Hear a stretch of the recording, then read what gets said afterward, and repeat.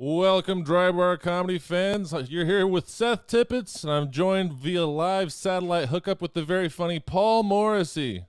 Hey, Paul, how you how's it doing? going? I'm doing great, Seth. Sorry I look so pale. We can try to adjust the light, but that's just part of who I am. So That's all right. I'm very pale as well. I don't think I've been outside in the last 20 years. this Ought is this ought isn't oh even a 11.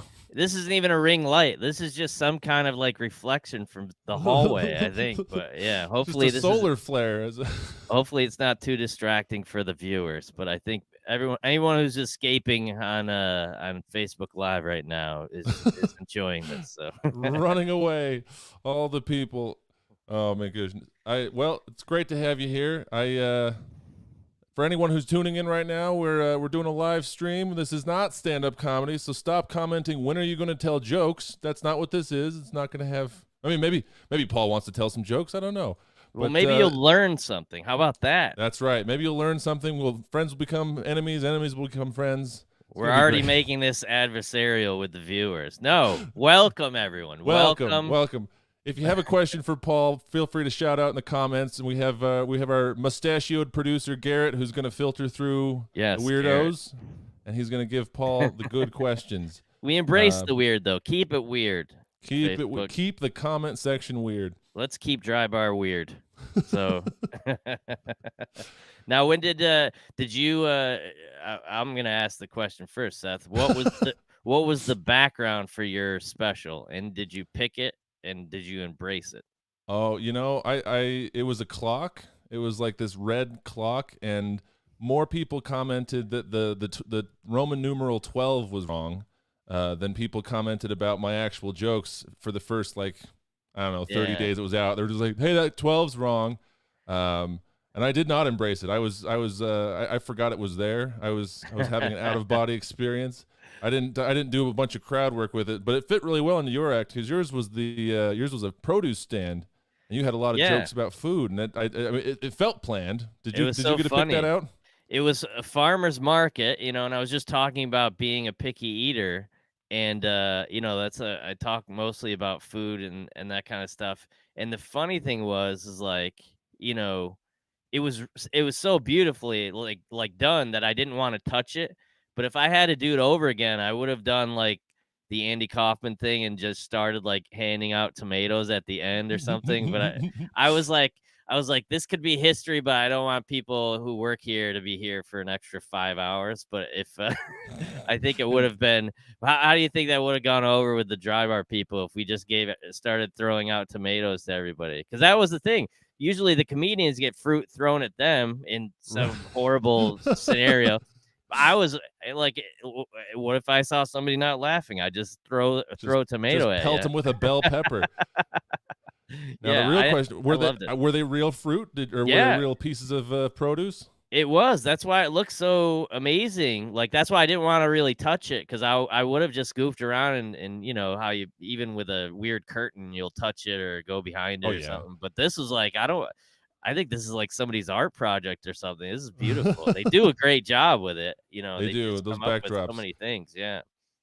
That would have been a fantastic continuity error, is if you like had handed out a bunch of the tomatoes or something, and then it comes back and they cut between the two takes, and it's like, well, now it's oranges.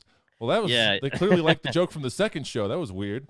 It would have been a great thing, like, I guess it would have been too close to a Gallagher-esque thing, but just to have maybe what's the least messy fruit? We could have thrown some corn out there, some, some I don't what do you do? Roll the pumpkins out to people? That people are gonna get hurt. We'll end up getting sued, Yeah. so what I would He have done, broke my neck with a pumpkin. Oh, this is worse than when I burned my hand on that McDonald's coffee. Everybody gets a pumpkin. That's what Oprah never does that because it's just You not. get a pumpkin. Check under your table. There's a pumpkin. Yeah. If I did, that was my only regret was like doing something fun maybe at the end. So like during the credits, you could just see a bunch of Handing out. tomatoes getting thrown off or See, that would me. have been fantastic. Did they reuse the sets for? Is it just the one weekend? I think that was the problem with mine because there's like 10 comedians that have my exact same set because they Oh, didn't switch it really? out. But that would have been really funny if you filmed it and then someone else filmed it and there was just no fruit left. It was just an empty, just a desolate produce stand. Yeah, I mean, I know a couple people because obviously, I think the set designers just kind of like go with it, and they don't really know who's gonna be doing the set. So there was one I was actually there with my friend Moody McCarthy, and I Mhm. think Johnny Beaner. They had the same set. It was the pelican or no flamingos, and Oh yeah, there's yeah. just like flamingos on a lawn. I don't know if they ever reused that one. And then Moody was just kind of like, "Can we just have like one flamingo, and then I'll just call it the flamingo special?" So it was like kind of like affecting the Yeah, jokes, the because the naming. get a whole extra 10 minutes on clocks now. It's just from having it on your special. Oh man. Yeah, that's right. I the one of the best stories I heard from a set joke, because I didn't do any set jokes. You obviously had a couple that were great. But there was a set that was it was like a classroom from above. And so it was a bunch of like chairs and tables from like a high school classroom. And he turned around, he's like, "This is every comedian's worst nightmare, a bunch of empty seats." I don't remember who that was, but it was a good joke. Yeah, Anyway, I mean, it's always fun because I don't know, because usually, I think maybe everyone does two. You do like a 7 and a 9 o'clock, and like you always end up using all of one show. Like even with regular stand up, it's like you have one show that's way better. Sorry, right. people, but sometimes you're Little not little a good little show. peek behind the curtain.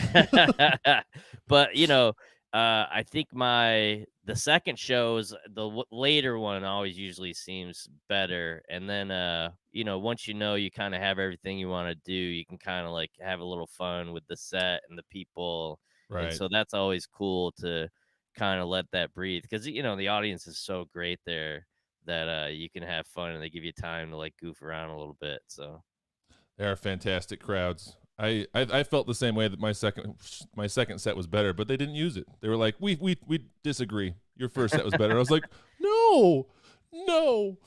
well, it's Let's always interesting to see what people respond to, right? Because some people like that it's spontaneous, but mm, obviously we're working for years on these jokes to get them just right.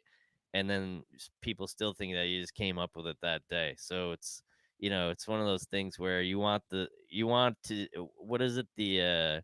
Create some magic somewhere. In movies, they do it too. It's like, all right, we got the script, but you got to make some magic happen. So that's what that audience allows you to do. So that's what's so cool about it. But it's always interesting what people respond to from the clips, because it's like right. crowd work or material or just random things. I think people like when you do something out of the ordinary. That's why I would have like done something with that set, just start pushing the cart around and selling.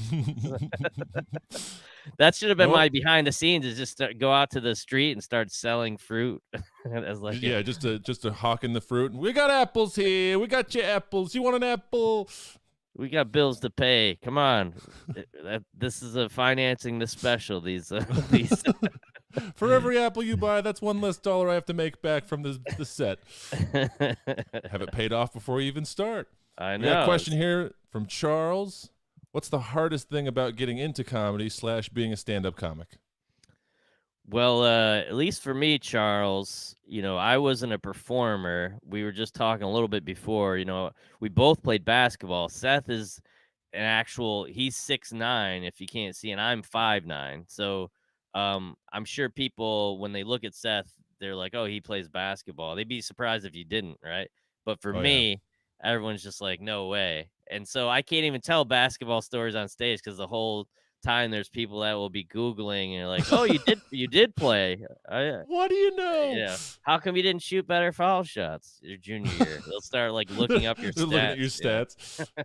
Oh, that's great. But so Charles, I went from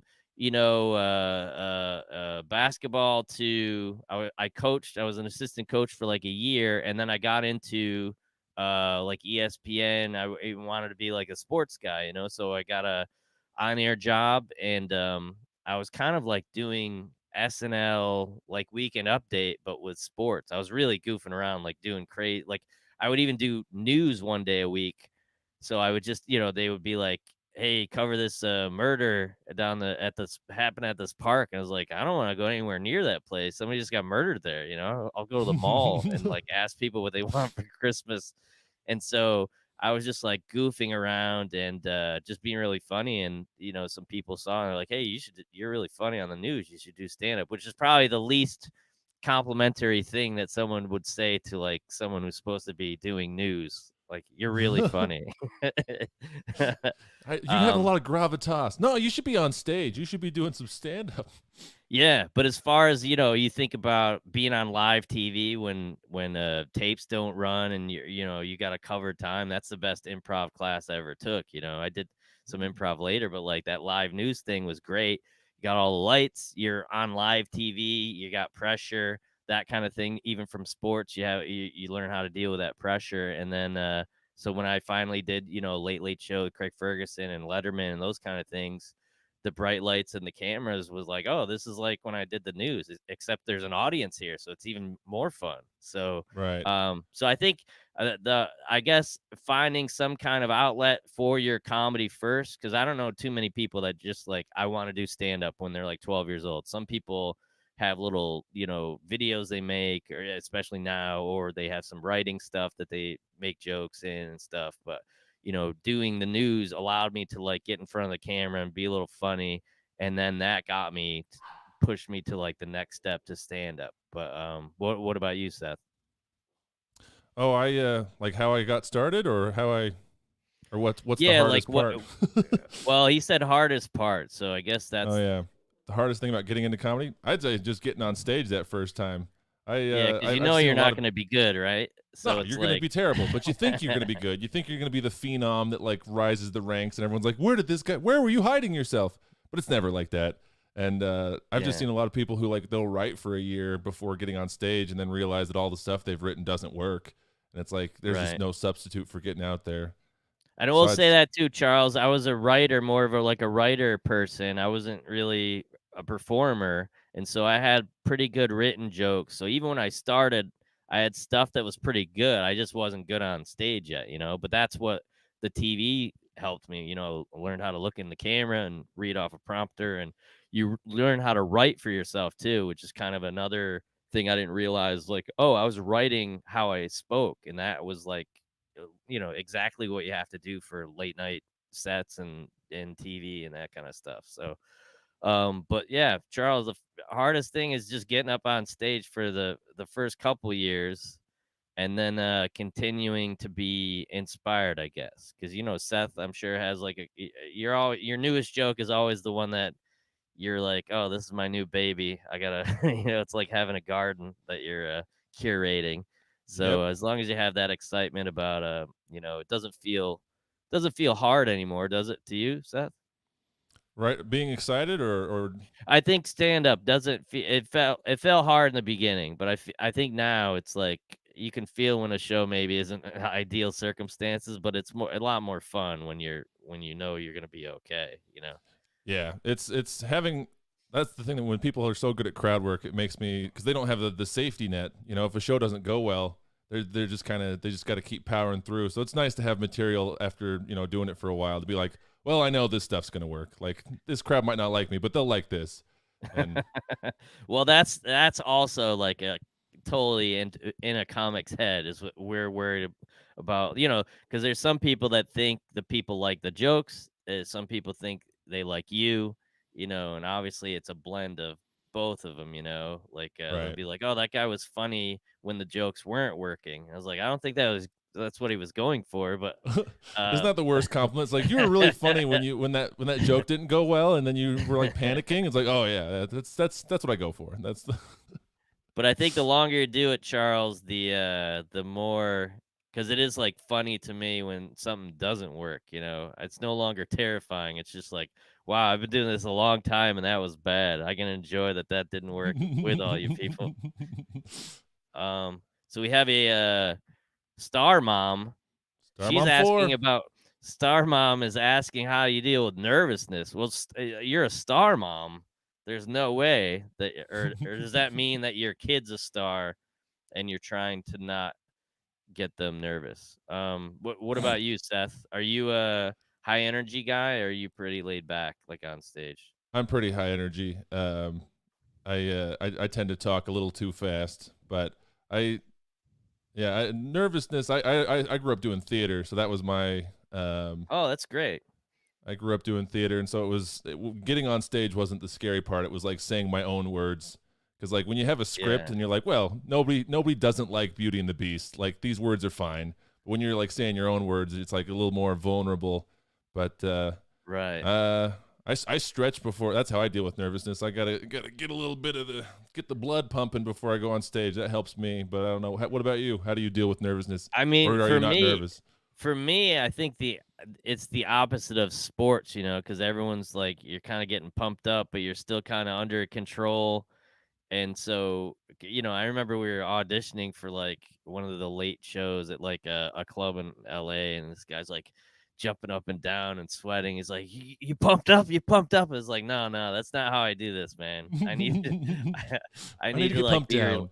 yeah, I need to be relaxed, kind of find my timing, and it's I'm more of a, if there is a music, I'm not the heavy metal or even hard rock. I'm probably closer to like a jazz. Like as far as tempo goes, I'm never, the laughter is a big part of my thing. It's not me just yelling and running around. So, Right.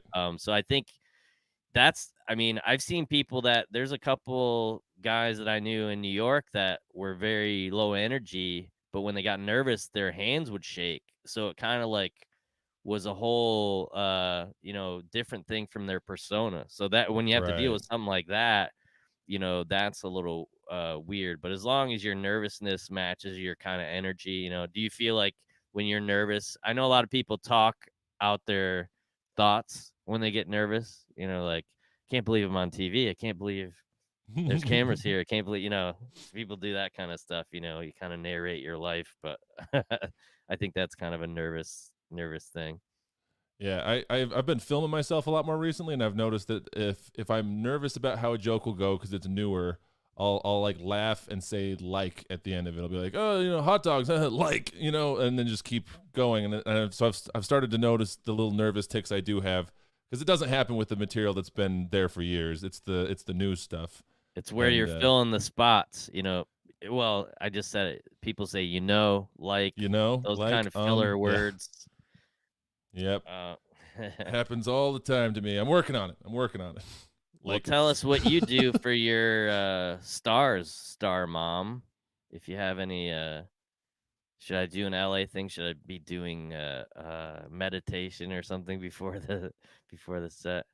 Okay, we have another one. Who's this? Circuito. Circuito? Circuito. I don't know. What do you do when a joke doesn't land or no one laughs? I usually run. I run. No, I That's it for start me, yelling. everybody. It's like he's been up there for 5 minutes. I start yelling at the audience. Be like, "Hey, you guys got to bring something to the table." No, I It's mean, your fault. well, I mean, the hardest part, I think my style is a little more vulnerable because I have a lot of like punchlines. So if like something doesn't work, it is noticeable. So like, for example, like a late night TV set when you only have 5 minutes, you're kind of like, you know, I'm saying, now that always gets in your head when you start doing that. But it's a thing where you only have so much time, so you're trying to make the most economy of jokes. And Right. I feel like when those don't work, it's noticeable. But I think when you're doing a longer set, you can kind of cover those a little bit more, as long as you have a couple punchlines. Right. Because some people just have the one punchline. You're like, okay, that didn't work. Yeah, that terrifies me about one-liners, because like, yeah, if you're doing a bit, you can like sometimes you just have to sell it a little more. But Yeah. people that if it is literally a one-liner and there's one punchline and then you move on and it doesn't work, it's like, well, there's a minute we'll never get back. Dang. And it's a lot of it is your confidence, like you can see Steve Martin or Mitch Hedberg before they quite got their whole persona. And they have the same jokes. They're just not selling them. Mitch used to be like a surfer guy, and Oh, he really? didn't really have that that little jazz kind of you know confidence in it. But yeah, I think that's always interesting when guys develop the confidence even though they already had the jokes. Do you feel like you Right. had jokes or you were a better performer in the beginning? Uh, my jokes were pretty terrible in the beginning, You but just they like they being were on stage because you were a theater person? Because that's the thing that yeah. was terrifying to me is like, I'll go up there if I have good jokes to say, but if it's 2 minutes or 5 minutes, I'm leaving. I have no desire to like. I know there's some people just love being on stage and will stay up there for an hour or two, but I have what I want to say, and then I have no interest in overstaying my welcome. Yeah, it's a bit of a pet peeve when comics will do like I'm doing an hour 30. It's like nobody 90 minutes is a perfect show. And so with the openers and the headline, you want a 90-minute show. People don't want to watch the Titanic, They Yeah, here's some comedy wisdom, Seth. This was a thing that because it used to be, I don't know how long ago you started, but it used to be you had to have your 5 minutes, and then you would get a festival, or you'd get like a late night TV spot, and if you did a good 5 minutes, then you would get your hour special because you proved how that was going to happen. And I think now people do hour specials in order to get 5 minutes. Because- Oh my gosh, that's so true. That was really how it used to work. You had like they would give you an hour after you got five. That seems terrifying. well, they would build it up, because Right. I think I did like 6 or 7 late night spots, which is together is 30 minutes. So it's like, okay, he's got a half hour special. Let's give him that. And then you Gotcha. keep building from there. But yeah, it was. I mean, those 5 minute sets taught you to edit because you'd say you'd have 30 minutes, but if all your best stuff can get, you can always edit it down more. At Right. least that's what I feel. But Oh everyone yeah. everyone now seems to want to be doing as long as possible, which I don't know if that's like the Zoom generation or like I always like I I don't know. I just get self-conscious of being up there. Like people are bored. Like even if Jerry Seinfeld's up there, it's like hour 10. That's all he wants to do. He's not going to overstay his welcome. So Right. And I would much rather have like a really tight 45 than a loosey goosey hour if I had to choose between the two. Now I don't get to choose most of the time, but well, and I that's all confidence also because if you think people want to see an hour of your stuff, you're assuming a lot. You know what I mean? Like, oh yeah, that was the other part of the breakthrough. So you would do your 5 minutes to get the hour, and then now when you do like an hour for Netflix or any other streaming platform, they want you that the average time that people watch is 5 minutes. That's what I Is was it told. really? Yeah, isn't that crazy? So so That is even though insane. people are doing an hour, they're still watching the 5 minute set, and they're So telling it's just the people so you just got to to front load it, I guess. It's like, well, I have all my best stuff at the beginning because no one's Yeah. gonna make it. I think Dana Carvey said that, yeah, that between like 5 and 7 minutes. So make sure you got some good stuff early on. I was like, wow, that is pretty interesting. Yeah, That that's everyone, good. because Good it's to like know. everyone just thinks like, we want to watch an hour of stand up. No, we're all watching 30-second clips now. So Oh unless you yeah. really like someone, um, an hour Well, is a and long time. especially watching it in your house, like just even if it's just you and a spouse or something, like it's just very different from being in a crowd. I think like live Yeah. stand up, I think an hour like that can feel almost too short depending on who you're watching. But Right. Right. like I honestly didn't even like Bill Burr that much until I saw him live. So I would Oh, like really? watch it. I just didn't understand his vibe. Like Yeah. I don't Yeah. know. And then when I saw him live and felt all that energy, I was like, oh. And now I'm a huge fan. But like Yeah. I'd watched a couple specials just on my couch, and I was like, what's the big deal? Yeah, it's interesting how, music's like that too. But yeah, you get a chance to see people working live or people in a certain situation because let's say Bill Burr doing Letterman, maybe that's not his ideal format. He's much better doing Right. kind of riffing and having a longer time. Even when he does a podcast by himself, he's talking for an hour. So 5 minutes is nothing for a guy like Right. that. So Well, I feel like half his bits aren't even are longer than 5 minutes. I mean, that's yeah. anyway. We got a question from Jennifer Lego. You ever converse or heckle the audience? Oh, we have a Okay. response from Star Mom. Oh no, it's another question from Star Mom. Never mind. We'll do that second. I think Star Mom wants to be our agent because she's asking if we have managers or agents. So I want to know if this is Billie Eilish's mom, we might She's a I real don't know. Star Mom. I don't know, Seth. I think this might be our lucky day. But but I think managers and agents are always for when you get to a place where you're getting offered work already. I think people make the mistake of like a manager will make my career, and it's like you're already once you're funny, you know, people will want to work with you, and that's kind of when you have to handle that stuff is like what should I do, what shouldn't I do. And luckily I've had a career where there's probably 5 TV shows that I don't want to ever be associated with that I did.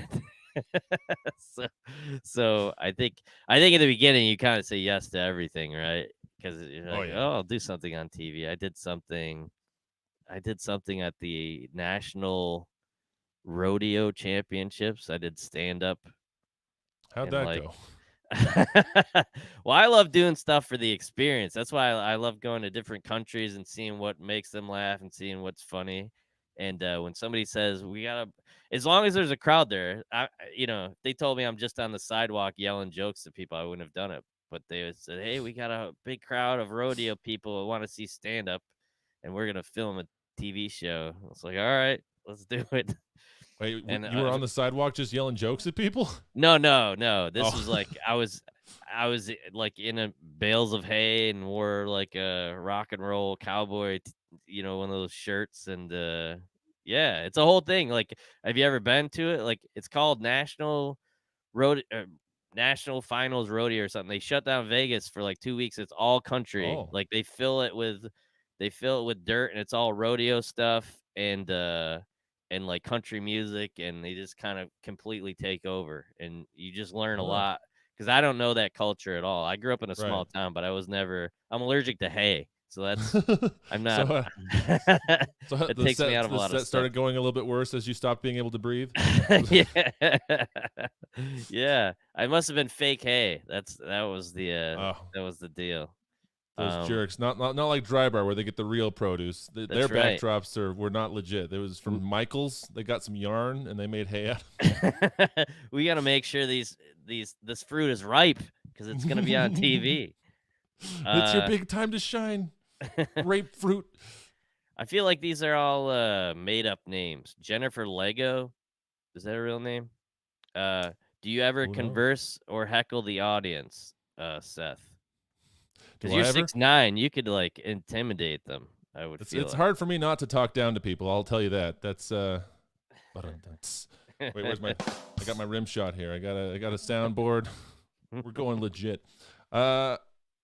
I've heckled audience members. Usually, if it's a drunk woman, I'll usually come back at her and be like, "Mom, I told you not to come to my show." Right. If they're heckling back, but I don't have a lot of experience heckling. I don't know. Crowds in Utah are super nice. I'm sure you noticed like the dry bar crowd. Like I think so. I've hosted there a bunch of times, and I've probably had 4 hecklers total in 5 years. Yeah. And usually it's because they've been pre-gaming because obviously you can't drink at dry bar. Yeah. It's well, I'm lucky enough now where I'm doing a lot of nice venues where it's like a theater atmosphere. So it's like, oh, these are really fun and everyone's there just to see the show. So that's a different thing than like doing a comedy club where maybe they came for the drink specials or Right. the 6 beers for $3 or something. And as soon as they're done drinking, they could care less about the show anyway.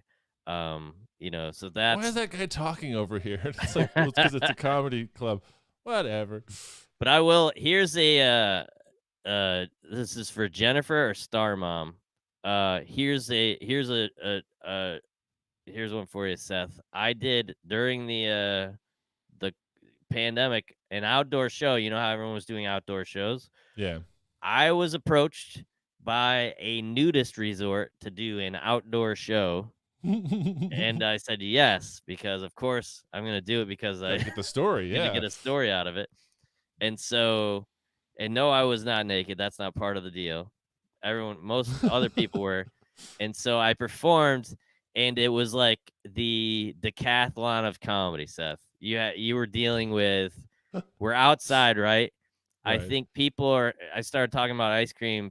Somebody starts handing out free ice cream to everybody, you know. Then people are getting free shots of stuff, and then it started raining, and then somebody started blowing off fireworks, and it Oh was my basically like gosh. everything you could deal with. In And one then show. in one show, and everyone's naked, right? So it's not like there's not enough distractions. And then you know, and then everything just kind of clicked, and they were having so much fun. I was like gonna wrap it up, and they're just like, no. And just more and more people kept coming in, like people in golf carts, and they're still kind of staying socially distanced. It was outside, but it's like more and more people just kept coming to the show. And like I ended up doing like over an hour, because like you couldn't leave. Like a bunch of naked people are closing in on you. You just kind of like have to. So I will Can't have say, an angry crowd of naked people. That's a recipe for disaster. but if you do those long enough, you'll get a few of those stories. Oh, Yeah, that's insane. I did a mother of twins convention, which was the drunkest crowd I've ever performed for. Like everyone there was a mother of twins? Is There that was the a mother of convention? twins, and I'm assuming this was the first weekend they had off in about 15 years. So they were the drunkest crowd I've ever performed for. And and there was a magician who opened for me, and he just quit his set like 2 minutes because they were like yelling stuff at him, and Oh he's my just like, gosh. these women are awful. And I was like, Watch me make the opener disappear. so thanks for asking about that, because it always brings up a few, like every time you get asked that, Seth, don't you think of like another thing? You're like, oh yeah, I remember that show. Or you see Oh yeah. somebody, you're like, oh man, that show is crazy. I've had some weird ones. I love asking that. Like, so was that your? So it sounds like the nudist colony one turned out to be a pretty good show. But was the twin moms? Is that the worst show you've ever, or in your subjectiveness? I mean, worst, because that's the thing, is like it can't be even that bad if it's you get a story out of it. If you're That's just true. saying like, I'm Like, trying to think of. well, yeah, because I guess the worst are the ones that aren't funny and there's nothing memorable and they were just bad. And you go home and you're like, well, dang. Yeah, I do remember we did a private show. I was working a club, and they're like, "Hey, we have a private show for like 20 people or 30 people. We'll pay you like extra money or whatever." And it was like, 5 o'clock or something. I think it was Sunday. I think it was like a Sunday, 5 o'clock, something like that. It was all nuns. And I'm sure nuns have a sense of humor. But I don't think they knew this was going to be a comedy show. I think like somebody convinced them to come do this. You know what I Oh mean? my Like that's gosh. always a bad idea when they're just like, you guys should do comedy, even though you don't want to. And they're like, no, that's not a good idea. Don't convince it. So I would say, just laughter wise, I think they were the most just like kind of like, staring, a lot of Oh my staring, gosh. That because they were, sounds like a nightmare. obviously if they were laughing at certain things, they would kind of judge themselves or look bad. So, you know, Right. when people are like, if you do something for a school, there's teachers can't laugh at certain things in front of the students or something, that's Right. what it felt like a nun is for their whole life. The teacher who can't laugh. That's wow. That might top a lot of stories I've heard doing a corporate show for 20 nuns. And they didn't tell us that either, or else we would have been like, I You don't think this is a good idea. Oh my gosh. And I That's would have come up fantastic. with some non focused material. You know what I Right. mean? You can Right. Read the Bible for some inspiration. give me an hour to come up with some primetime nun jokes. Oh yeah. This show we would have turned it around, but I feel like they're throwing us to the fire. The hellfire. All right. Well, Oh, we got another question. Who is your favorite comedian? Ressa Moore. Rest some more. Oh, favorites of all time, or there's so many It's fun a hard ones. question. Yeah, and most of them I've gotten to work with. Oh, really? Who's your Yeah, favorite yeah. person you've got to work with? Well, I would say, when I quit my TV job, I moved to New York City, and it was kind of like, I was going to grad school, backup plan, that kind of stuff. And when I went to New York, it was like, Jim Gaffigan, Greg Giraldo, David Tell, uh, Bill Burr, was a young guy, Sarah Silverman, um, all these great comedians, and just seeing them in a club. And that's when, like Chris Rock and Chappelle and guys like that, Ray Romano would still stop down. So that's kind of like the amazing part of doing, shows at these at some of these clubs where, you get a lot of pop-ins and stuff. But what about you? Who's my favorite? All right, John Mulaney. I think recently. Although I guess his Okay. divorce was kind of messy. I don't know. As far as a stand-up goes, I enjoyed and even his Sack Lunch Bunch variety show thing was pretty dang funny. I But love Oh Hello is yeah, amazing. That's I oh, love is that the Broadway show or is that Yeah, what him was and that? Nick Kroll and John do these characters. And it's funny because John's old guy character is less over the top than his stand-up guy. So I feel like he kind of does a lot of shouting over the top stuff, and when he's this old guy, he's kind of more reserved. But but you can tell they did that show so many times. They just have jokes everywhere, and Right. they don't even get into the actual show. They're just doing announcements for like 20 minutes. It's really, really funny. Now, have they Um, filmed that, or is that still just only no, it's on available Netflix. Yeah, on it's on Netflix? Netflix. Yeah, Steve Martin, like they call him out to he comes on stage for a little bit, and yeah, that's one of my favorite things that he did. I didn't see the sack lunch. What is that about? It's kind of it's like a parody of like a Mister Rogers, or so it's a bunch of kids. They have a bunch of like actual children, and they ask questions, and they're in on the joke, obviously. And so it's kind of like if you had like Sesame Street, but it was hosted by John Mulaney, and Oh, okay. just little sketches here and there. Not really stand up, but I thought it was really funny. And they had the closing bit was with Jake Gyllenhaal, and it was one of the favorite things. I've watched that like 7 times because it just makes me laugh uncontrollably. So Oh, wow. I recommend it. But then again, so comedy's subjective. Maybe you'd hate it. I mean, my favorite, obviously, being from, I was a huge Letterman person. He wasn't doing so much stand up per se, but just the show. And then Norm Macdonald was definitely kind of my idol growing up, doing Weekend Update, and then the stand up that he ended up doing. And I was lucky enough to, hang out with him. And, he's even funnier in person, just a lot of these stories. So I'm not even, it turns that he's no longer with us because it seems like we just share stories about him constantly. My friend buddy of mine wrote Dirty Work the movie, and then I did Artie Lang's podcast with him, so I've heard every Norm story from 3 different sources, and they're all funnier than the next. So I'll say Norm is probably one of my favorites, along with George Carlin and all the great older guys. But Norm was a couple generations ahead of me, and I think everyone kind of looked up to him, right? Like he was kind of the comics comic, even though he was on Saturday Night Live, had sitcoms, was in movies, Right. Tarantino movies, and that Was he in kind a of stuff. Tarantino movie? Yeah, yeah, he did a great impression of him too. What was it? He was in the People versus Larry Flint. Oh, there's a great one of he was in Man on the Moon.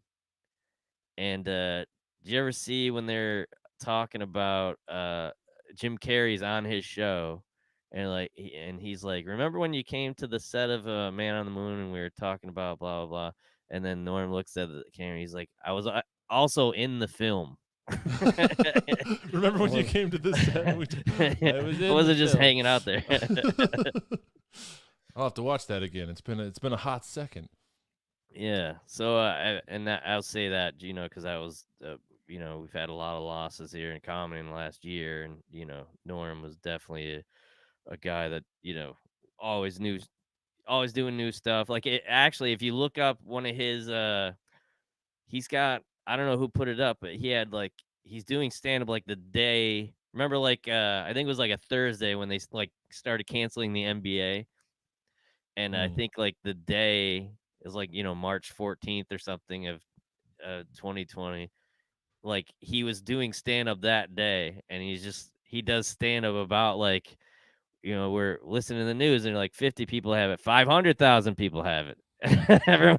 He's like, it's moving very quickly. And he's just doing stand up about like what he's thinking about the coronavirus. And it's a masterpiece. And it's obviously something that he never even did before. And Right. there's like 2 5 minutes Think I saw things of that it. clip. Yeah, it's really, Yeah. really good.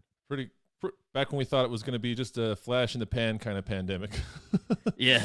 Well, we didn't know what to think. Like I remember, I did a show maybe like the 10th or the 12th, and we were flying back, and we're like, hey, this people are talking about this coronavirus. And then by the next weekend, it was like, all right, no more shows. It was like, oh, that was fast. But yeah, that Oh, was pretty crazy. that was crazy. We have How Dry was your Bar dry bar? Comedy. Oh, Dry bar this is comedy. a Yes. oh, but they're not. This is maybe it's Star Mom again. They just don't want us to know. They don't want us to keep talking about Star Mom because she did ask if she could be someone's manager. What I have one for you, Seth. Since we're probably Hit me. I would say two of the only comedians that ever played college basketball. Were you funny on the team on the bus? Oh wait, that's your I dog answering was. this. Oh yeah. Someone knocking at my door. I can't tell. Well, whatever. Yeah, no, it was actually funny. I got one of the assistant coaches actually stopped me from doing stand up because I had started like a little Oh, bit. It wasn't like super into it quite yet. I was doing more sketch, but someone on the team found some of my videos and they started like quoting my jokes back at me. And so like during practice, the team was like, roasting, quoting kind of stuff. And it was distracting, I guess, because the next week we're down. I'm on the ground with my leg in the air, stretching before practice. Coach comes up, he's like, "Hey Seth, we're gonna need you to stop that comedy crap." And I was like, "Good one, coach." And he was like, "No, seriously, if you do it again, you're off the team." And I was like, "Oh." And so I didn't do stand up again until I stopped playing ball. But yeah. I, Well, that's great that you found it that early. Because see, I was like, to be honest with you. So if you're a small guy, let's say you're on the playground and you're the small guy and like you're not getting the ball, you're the younger kid, right? The best way to get the ball is to start talking trash, right? Like, hey, give me the ball. This guy can't guard me. And then even if they don't want to give you the ball, he's gonna be like, give this guy the ball, shut him up, And then you score, and then you start talking trash. And I always loved that's where a lot of my comedy kind of developed because even still people were like, oh, this guy can't play, and then you hear all the Larry Bird stories. That's why I tried to like you know just talking. It wasn't for everybody because everyone now is like knows they're on camera and they're filming stuff all day just to get one clip for Instagram. But back then you kind of like talk trash for just the guy that you're playing against. So those kind of guys are different, kind of like those sports funny guys, the guys that are funny in the locker room that like you don't even know until you talk to guys on the team and like, yeah, this guy is hilarious. Like there's even stories about Larry Bird that they were like in the locker room and there's like two kids that must have wandered back like where security wasn't supposed to, they weren't supposed to be there. They just wandered into like the Celtics locker room, and he's like, he could tell they were nervous, like, hey, come on in, fellas. He's giving them popcorn and like introducing them as like his long lost buddies. And that was just like, I think it was Kevin McHale said, or no, Ainge was like, I wonder how many people they told that story to and how many people believed it, because Larry was just doing it right. to like blow their minds. And then it wasn't for show. He was just like, all right, we'll see you guys later. And then they're telling everybody, yeah, Larry Bird just took us around and introduced us to everybody. And I was like, yeah, right. Yeah, right. Sure. That's Did you get clearly just to pictures like or it didn't entertain happen? himself. Right.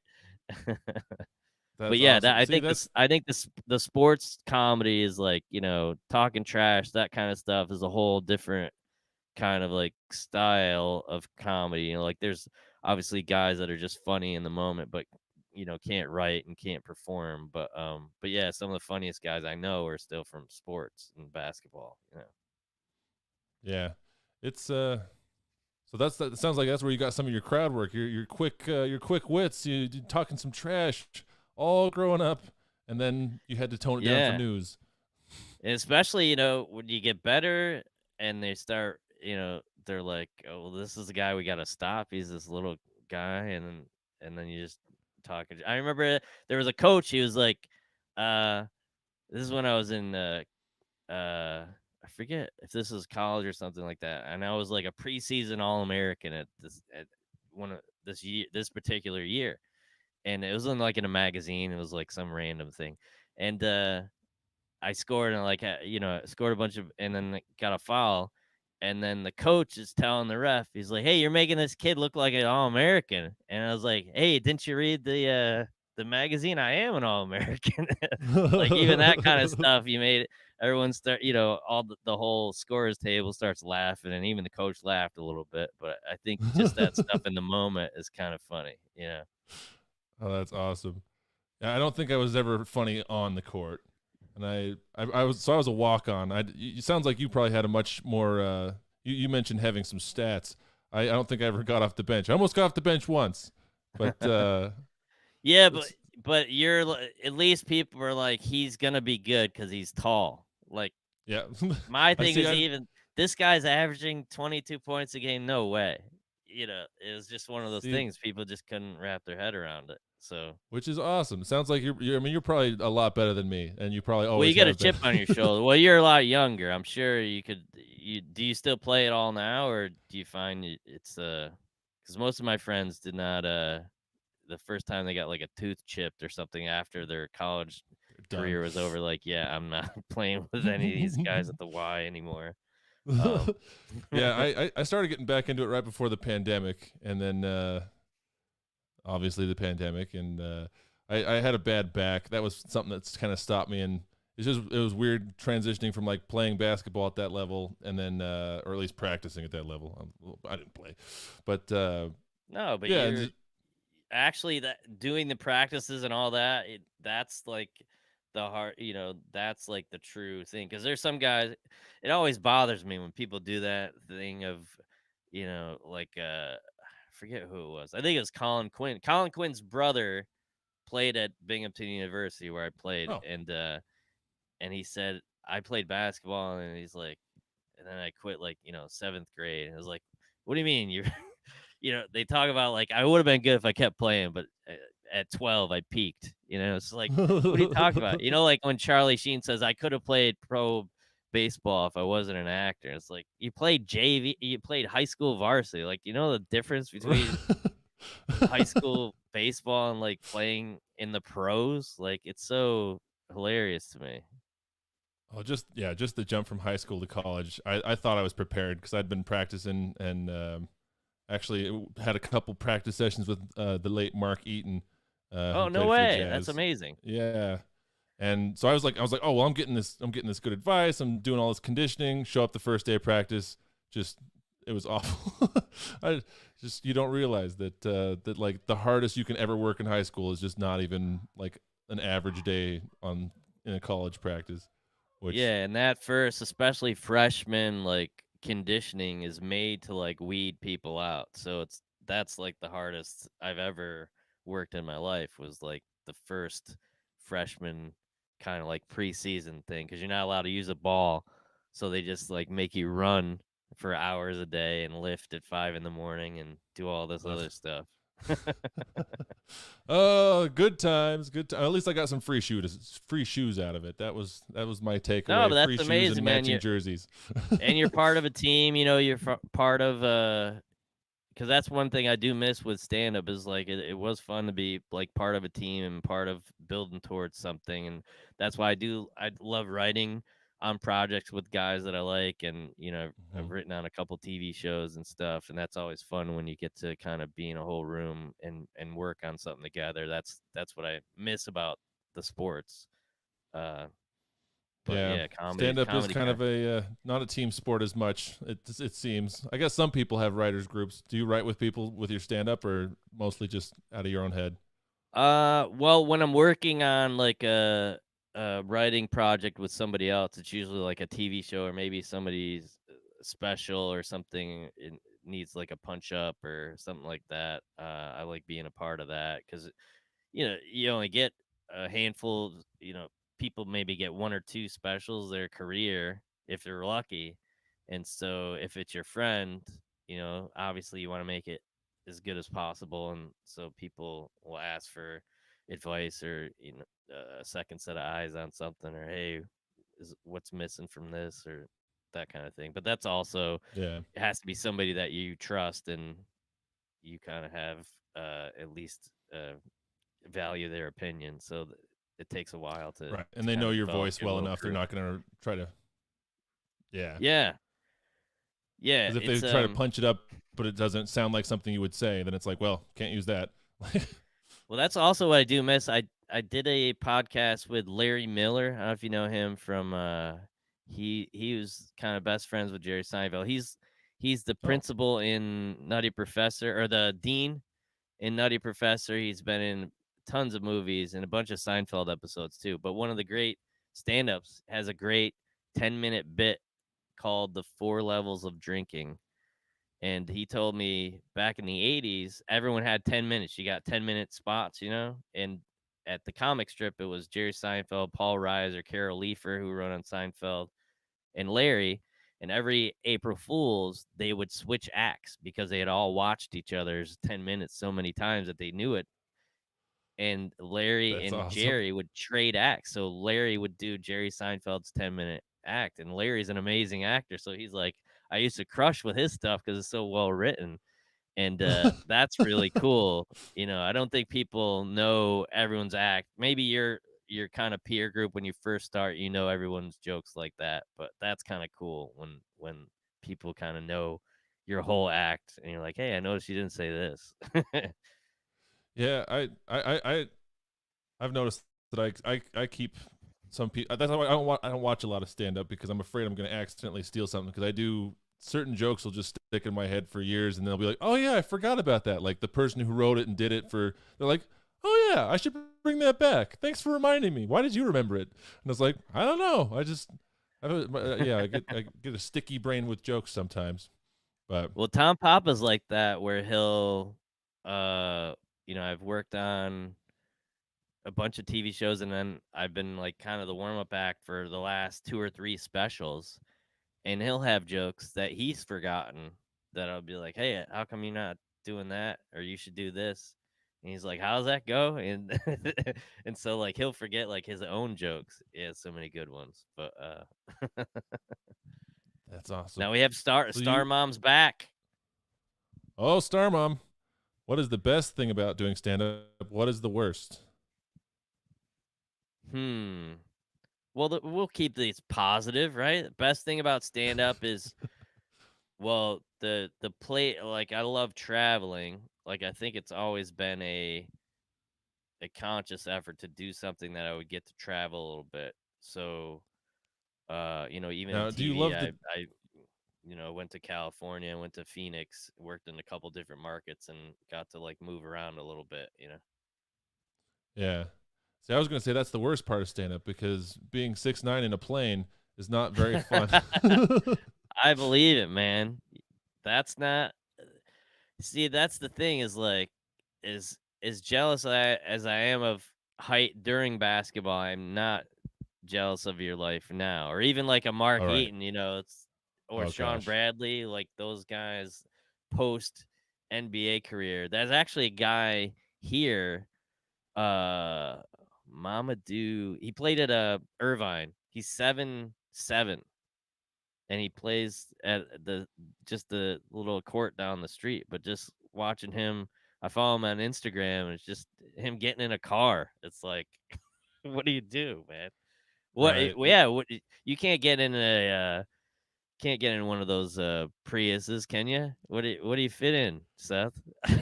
I drive a Kia Niro now, but that's that's a biggest car. I've been driving sedans for a while. I've just never been a truck guy. Like, you talked about how you've never been with the rodeo crap. I was not my deal. I grew up in a small town, but everyone's like, Seth, you should drive a truck. And I was like, I'd like to be able to pay for gas though. Like, I don't. I'm just picturing Seth in one of those like convertible, just has his neck outside doing the Oh, grape ape thing. my ex-wife drove a Miata when we Oh first were man. dating. And so she'd pick me up for lunch or something, and I just have my knees up to my chin, and yeah, put on sunglasses and a face protector for the bugs. Oh, that's who I followed, Detlef Shrimp on Twitter. He was a sixth man of the year for the Sonics. And I think he was on Parks and Rec, had some kind of weird role in Parks and Rec. But he posts when he's supposed to have the exit seat and didn't. And just, he's about your height, I think 6'9" or 6'10", and there's just no way of getting in a seat. I was Yeah. crammed today. Like, I just flew from Miami today, and I got some kind of weird seat that was a little bit shorter, and it's just like I can barely fit in there. I can't imagine what you're dealing with. It's Oh crazy. yeah.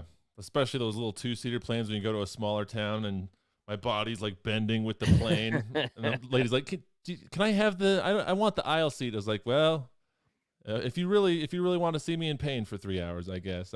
They started charging for the exit row. I used to always like get offered the exit row. Like I would walk into a plane and people would be like, "Oh my gosh, I'm so sorry. Would you like my seat instead?" Like I've literally been like offered. People have just been nice about it because I look ridiculous on most planes. And now they start charging more for it, and so they don't let them. Like I had a flight attendant and was like, "Actually, you can't switch because it's an extra $30, and this is a different class of seat." So here I am, like the seat behind the exit row, and they're cranking the seat back, and it. I would Yeah, you have I to pay. would You have to start a pay. I would start a law. I think anybody over 6'8", because that's my cutoff. I think 6'8" is an actual tall person, because people think 6'6", 6'7". Not really.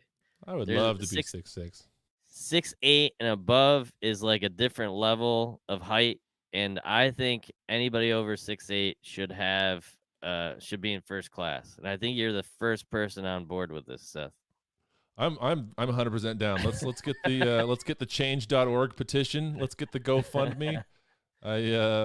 I've never flown first class. I No, think they can smell it. They can tell that I don't belong there.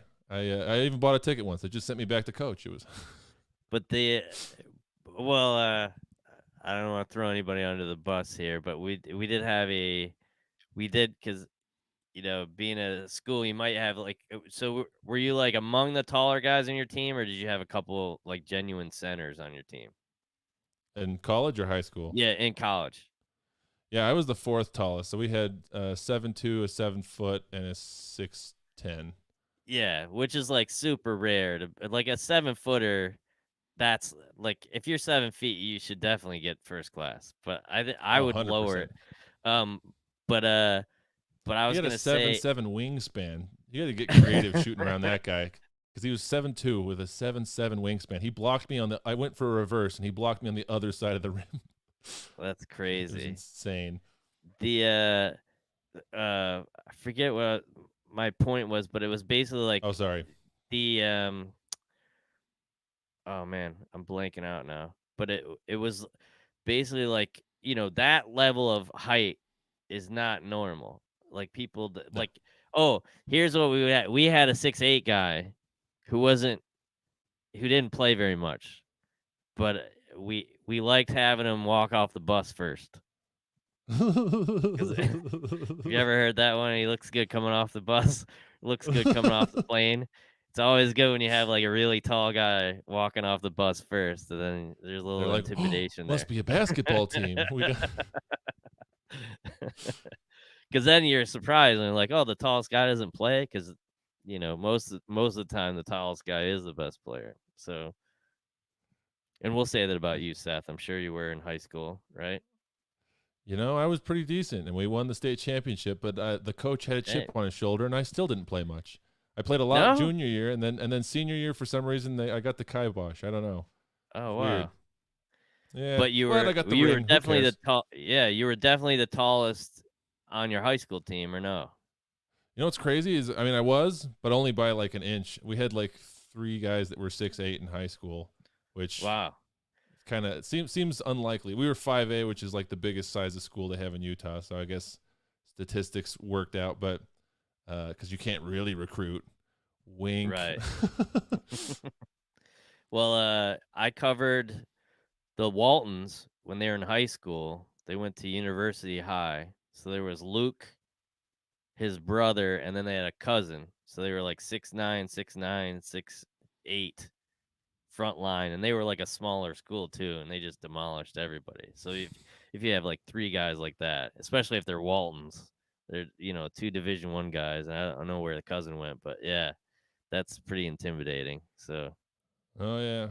Did you play any other sports? Did you play? I played baseball a little bit. I didn't have the attention span for it. My brother played at Columbia. He's a shortstop, faster than me, more of like a natural athlete. I was just a gym rat. Like my dad was a coach in high school and college, and so I just got to shoot all day. I had a full court in the park next to me growing up, and I Oh, have that's a nice. flashlight on there. So I was like the Jimmy Chitwood of things. That's awesome. But I My like dad. baseball now. I can watch it, but just as a kid, golf, all of that stuff is too slow for you. You got to stay active. But now I appreciate it a little bit more. Yeah. So staying with the sports. Do you do much? You seem like the kind of guy who would be really good at still doing sports broadcasting stuff or like a podcast. Do you Oh, keep up with it? yeah, actually, we did some play-by-play during the pandemic with guy Jeff Cesario does a character called I'm blanking on the guy's name. It's kind of like a 70s announcer, so I'll do a couple innings with him. Yeah, I still like it. I watch a ton of NBA. I follow some college. I have some friends, their kids are very good uh, basketball players, so it's cool to follow basketball. And A little bit of baseball, a little bit of football. But it is tough to keep track. Like it is like it's not when you're in college and that's all that's going on. It kind of Right. life gets you busy. But that I will say the thing about the pandemic that I did catch up on a lot of sports. I became like a soccer fan. I like Messi, Lionel Messi from he plays for Paris Saint-Germain now, which is like kind of the Nike Air Jordan team from France. Uh but yeah, what about you? Are you still into any sports? Wait, are you like a Wilt Chamberlain? You got into volleyball after your your basketball career was over? No, I stopped everything. I don't, and that's the thing is comedians. I feel like love sports so much, and they love talking about sports. And every time it comes up, I'm always like, all right, I'm gonna go check how the show's doing. And I was just like, I just never. I don't know. It just wasn't. I was never a student of the game. I guess I enjoyed playing, but I didn't love watching. Yeah, If it wasn't like checking out, the next team we were playing or whatever. But right. No, well, that's part of it too, where you have to do what your passion is. I know people that there was a guy. He's like 6'11", and he would always come into the NBA training camps. He's a guy who grew up kind of near me, so we'd play once in a while at some camps. And he would always get invited to NBA camps and almost make it. And then he would go to like Portugal or Spain. I can't remember which one, but it was a country they only had 24 games.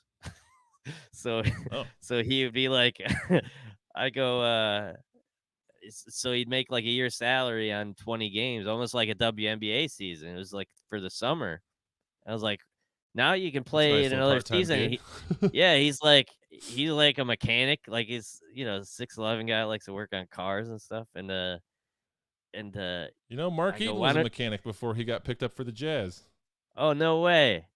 That's Yeah, he was actually fascinating like to working in me. a mechanic shop, and the coach, I'm trying to remember which coach it was, but guy out Frank in LA Layton. was like, "Hey, I'm not sure."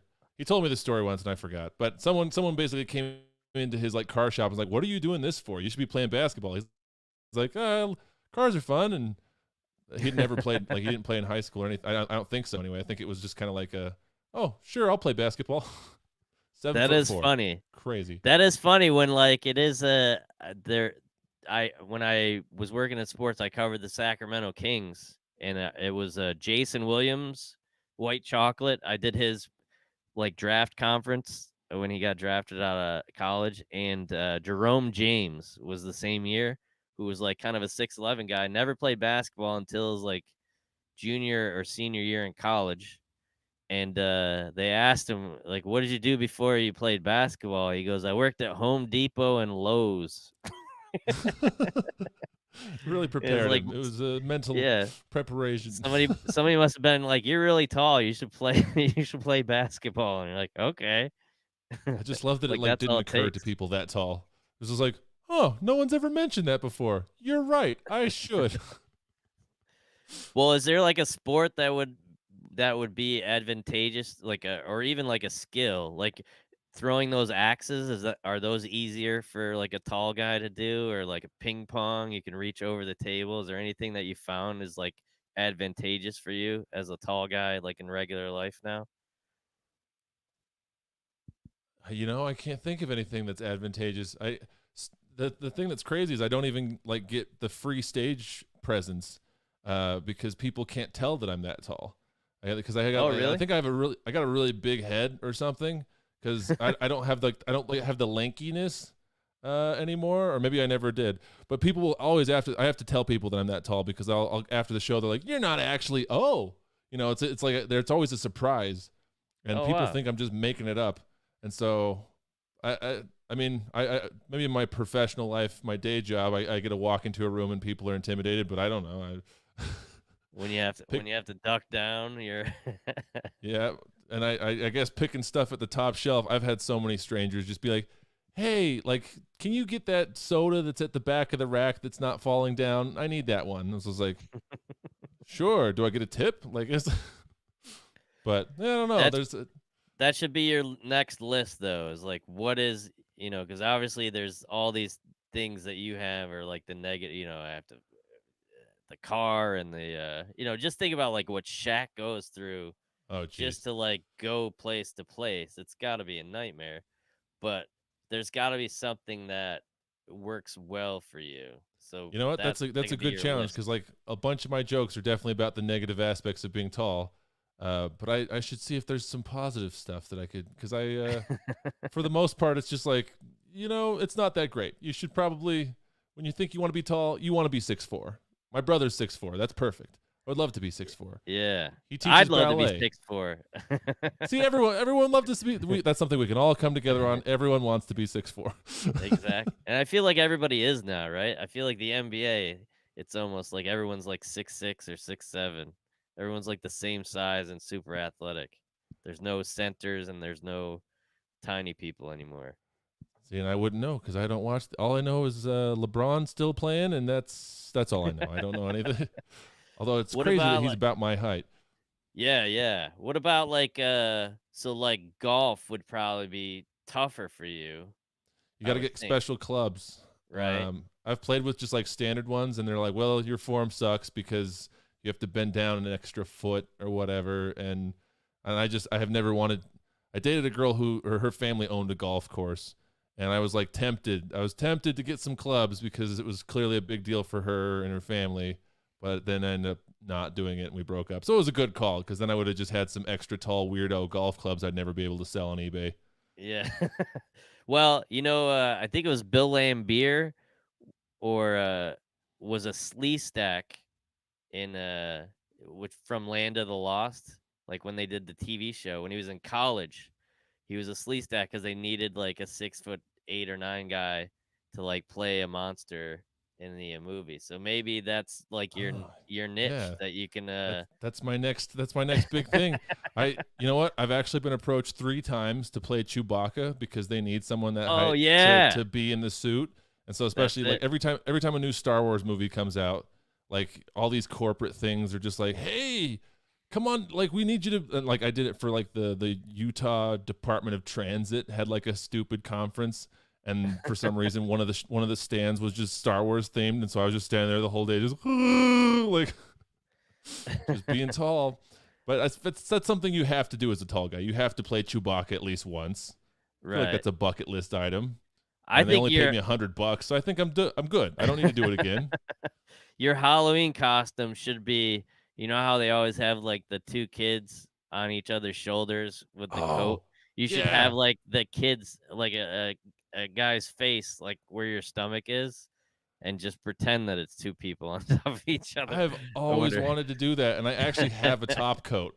And sometimes I'll like practice the walk where you're like, no, forward, forward, forward. Like, Hey, I think Star Mom might sign you just with all these new acting possibilities with all this I stuff. could be a monster. I could be a villain. I could be Easter Island head guy from Get Smart. Every time I see someone who's like scary tall in a movie, I look up to see how tall they are, and I'm almost always still taller, which makes me Right. sad because they look 'Cause terrifying and next to almost regular people. everyone is everyone is I'm trying to think of the one. There was one guy who was like a pro wrestler that was like a gigantic person. Um, but yeah, most people are much shorter than you'd think, which is why everything else is like like Danny DeVito, Tom Cruise, uh almost every like lead actor. Sylvester Stallone, I think, is like 5'8" or something like Is that. he really? Yeah. Yeah, almost all those leading man guys are average height or less. And so they always have like even the actresses, they have to like set the shots so that, they don't look taller or too tall. Wait, somebody just wrote into you. Must be weird looking at the tops of people's heads all the time. You've never come face to face with people. L. That's true. I had a joke that I went to Italy and people called me Il Gigante, which is true. I had a bunch of just like strangers yelling Il Gigante at me, and I was like, "Well, it was nice coming back to the United States. People here don't call me a freak to my face. It's usually to my chest." Yeah, that's a weird because you also get the bad angle because like the under the chin is not like a flattering angle, and you actually get everyone like. Is there anybody been like a woman that you thought was really good looking, and then once you kind of came down to her Got on her level, level. you're like, oh man, this is a I actually that's been one of my opening jokes recently is talking about how I see everybody at that premium selfie angle, and they all see the triple chins and the bats in the cave, and it's you true. just It's true. you see a lot of pattern baldness before most people. I noticed the pattern. I noticed the pattern before others might. It's true. But you can't call people out because they don't like it. They're not a fan. What were Now, some of your? Oh, sorry. Go ahead. oh, I was just wondering, we do have Garrett here helping us out, so thanks to Garrett for fielding the questions. If anybody has questions for Seth, who's very tall, Paul is very short, but Seth not into basketball. I'm trying to find you a new hobby, Seth. I'm trying to figure out if you should be, because what if you're like a world class like cricket player or something and you don't even know it? You have like this hidden skill. Or I don't even know what pickleball. cricket is. Maybe Pickleball. you're like a Oh, pickleball. Maybe you could just reach over like ping pong. Can't you just like reach over the table almost? There's got to be isn't that against the advantages. rules? It's got. I assume there's a rule about that. Let's Offsides. Can you ask get ask the offsides in ping pong? people. Make Seth feel better. What are the advantages of being very tall? Because he's not seeing them right now.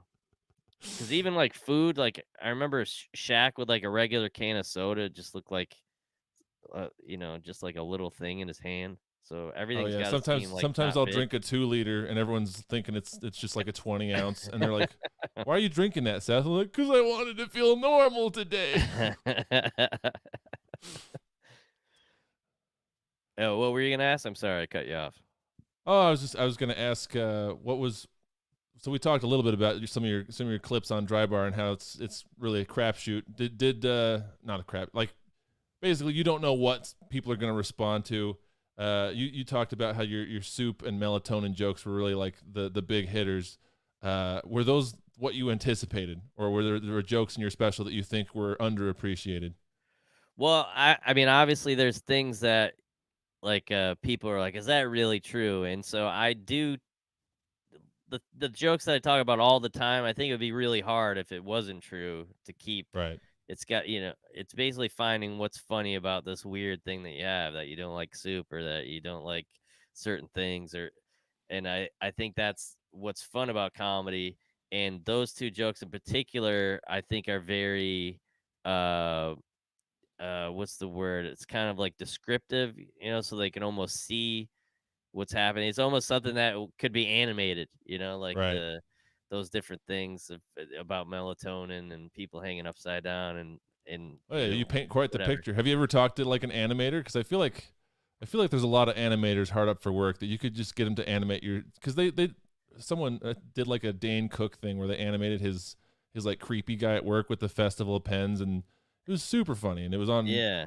like I Okay. would love to see more animated stand up.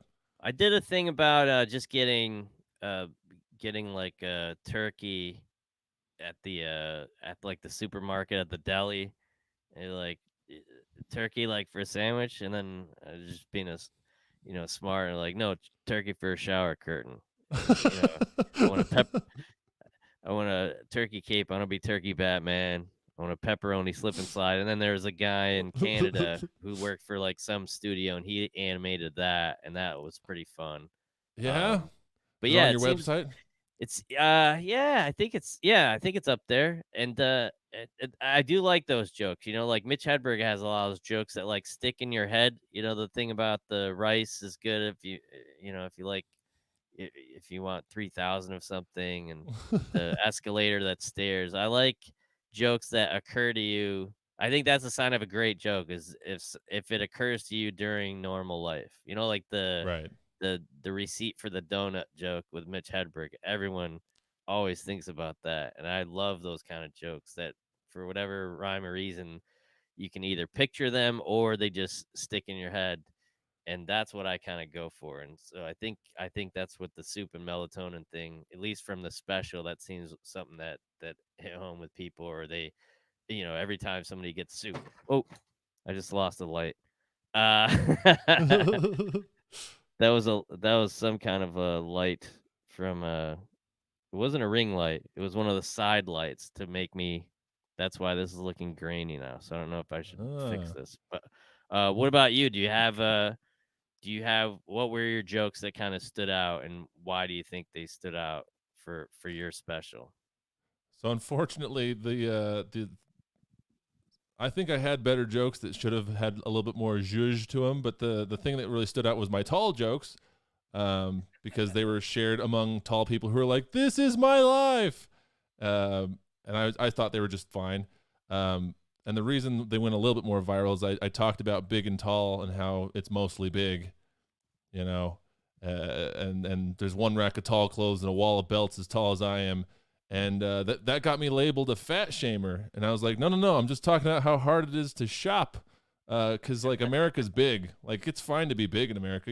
There's plenty of options, you know, Yeah. and so there's just a ton of people in the comments were just going at each other. And I think that's what made that joke in particular go farther than the others, is just because there was more engagement, even though it was all rage.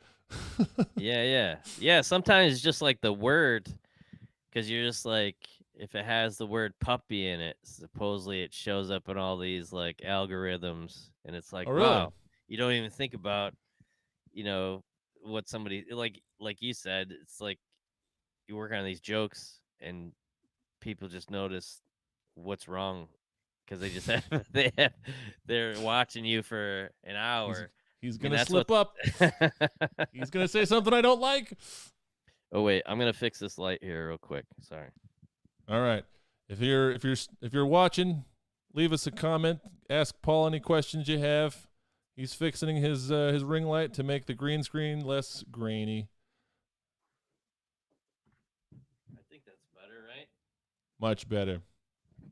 So you mentioned that you actually filmed the special 4-ish years ago. You said. Yeah, should we say that, or should we say that it's coming out on Oh, it's Monday? it's coming out on Monday. It's gonna be fantastic. It's streaming free for a limited time in the That's right. Dry Bar Comedy app. Check That's what out the we're Dry supposed to. Bar Comedy app. Paul Morrissey, a real humdinger. I had to Yeah, Google what a humdinger was, and that's a great name for a special. yeah, I I like all those old fashioned names. Everything's hunky dory, like those kind of weird. Oh weird yeah. things like Old-timey words are the best. yeah. That's it's like the only time I like listening to Biden is he'll oh, malarkey. Humdinger is the kind of word he would use in a regular Yeah, like conversation.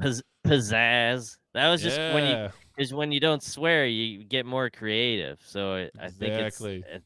I think you find funnier sounding words, and I like playing around with that kind of stuff. George Carlin was always great with that too. He loved words, and you would just kind of and David Sedaris also.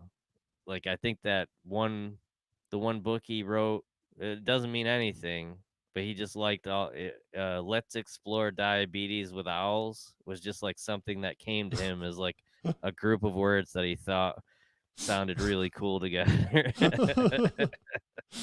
That's great. Yeah, I mean it's fun to see some of those wordsmiths.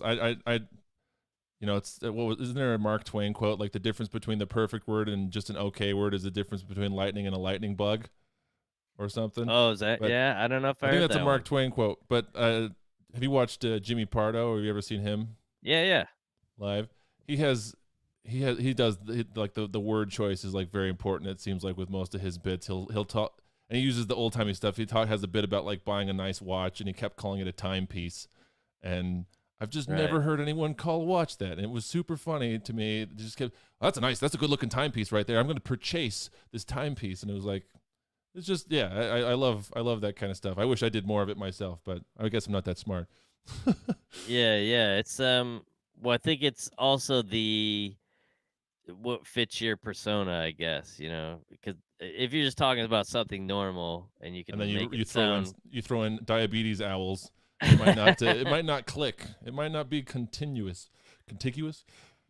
uh yeah, I love guys that kind of they call it turn of phrase in Yeah. like Irish. He's got a lovely turn of phrase, and I like those kind of guys. Norm was like that Oh yeah. too. Had those use words like drat and things like Drat. that. Yikes. Old We need to bring cartoon back more of words. those words. Well, Paul, is there anything you'd like to promote? You got any shows coming up? We're gonna obviously Well, promote your wonderful special that I just checked out. yeah, yeah, we'll be out. I'm almost getting to the point where I'm gonna be ready to shoot another one. But obviously, we love shooting that first one, and it's free on the app there. That's why we're chatting today. So if you haven't seen it, I think it's 4 years late. That's pretty good, right, Seth? That's 4 years the in the test. making.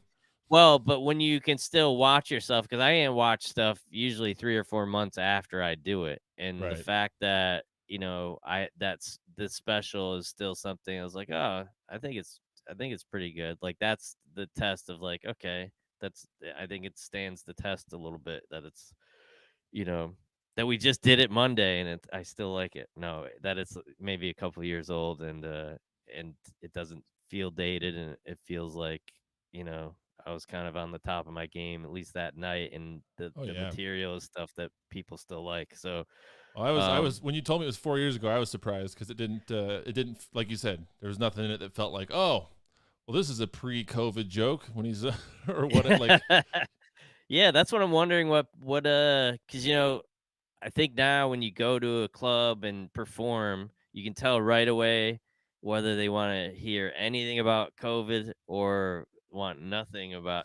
And it feels like it's an either or. I feel like some people need like a release from it and get it off their chest, and then other people are just kind of so sick of it. It's just like let's move on and not talk about it at all. So it's gonna be interesting, especially with all these specials that are coming out because obviously comedians wanted to keep busy, and so people recorded specials with, and cars and parking lots, and Yeah, talking about the second shot and stuff that I don't even know if it's gonna mean anything in a couple of years. So yeah, you got to wonder. In the early days when we first opened back up and we're filming at Dry Bar, they did tell comedians not to do COVID jokes because they thought that the shelf life of those would be a lot shorter. And turns out the shelf life it might be one of those things that we can talk about for the rest of forever. And who knows? the only one I still use is the mask one because I think that like when I would go out for like to exercise, I'd wear the mask, And even when I was exercising, I was thinking about ways I get fatter. Like I think that like M&M should have already come up with their own mask with like a half a pound of peanut M&Ms built into it, just so you can stuff your face while you're while It's you're like walking. one of those horse nozzle thingies that they do to feed the horses. Just a bucket of M&Ms. Yeah, the feed bag. Oh, Get yourself, get M&M's yourself released the feed bag. get yourself a feed mask. That's what they should do at the movie theaters now. Just put that medium popcorn, strap it right on your face, and you know, Brilliant. Now you don't have to take the mask off in between bites that nobody actually like successfully does. and you're being safe. Exactly. So. Oh, we need a feed bag. I'm on a hot Cheetos feed bag the next time I fly somewhere. That sounds wonderful. You got to get somebody to hose you down afterwards. Just gonna have like cheese and butter and stuff all over your face. My face is always covered in cheese and butter. I don't know what the big deal is. I mean, especially now, you can just put the mask right over it. You don't have to clean it off. So yeah, I never have to wear makeup anymore. It's great. But yeah, Well, I think Paul, that's it, Seth. And it was great meeting you. This is a kind of a cool.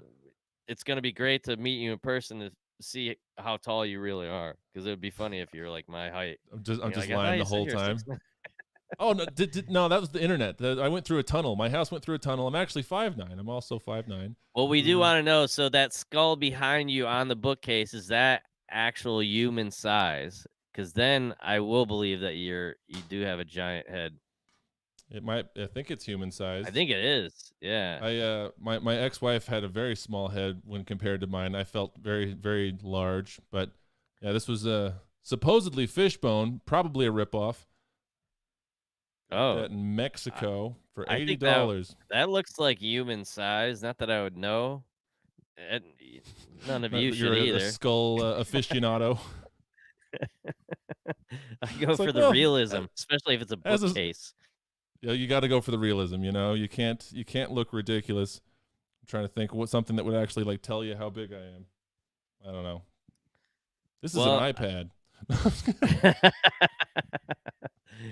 Yeah, that's what works good for you. You can just use the iPad as a phone. And it looks like regular iPad size. Mini, more like Seth's regular size. We need a Seth size everything. Well, Paul, it was great to meet with you. It was great to chat with you. I'm excited to see your special continue to blow up. Thanks to everybody checking it out, and thanks for all the questions and everything. Hopefully, we'll see you at a live show, and Seth and I will be doing some shows together. Hopefully, when I get back out to Utah, that'd be fun. Oh, that'd be awesome. I'd love to. Yeah, check out his special. It is a real humdinger, I believe. Am I phrasing that right? I think that's what it's called, but for some reason, the clip that's called like "Mathematicians Belong in Hogwarts" seems to be that's what it's called on YouTube. Yeah, that for some reason those words hit a tone with people, and Hogwarts and mathematicians are adversaries apparently.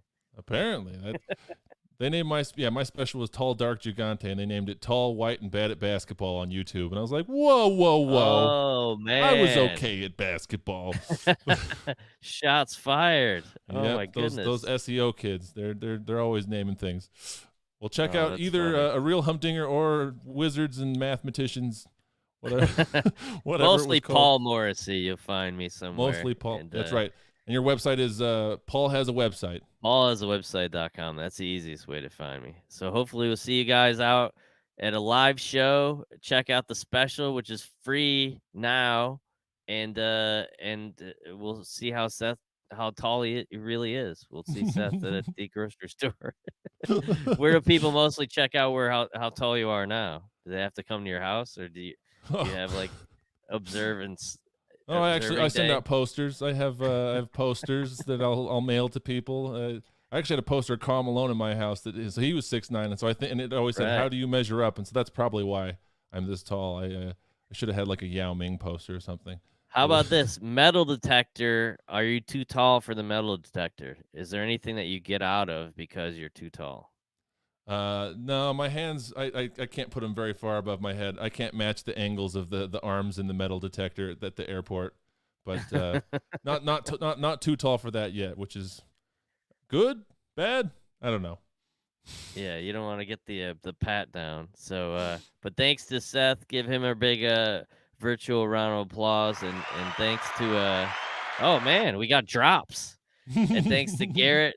Yeah, I had a crazy travel week, so thank you guys for working me in. I always love to talk to the Dry Bar fans, and hopefully you guys enjoy the special. That's right. Thanks so much, Paul. Hey, thanks Seth, thanks See Garrett. ya. See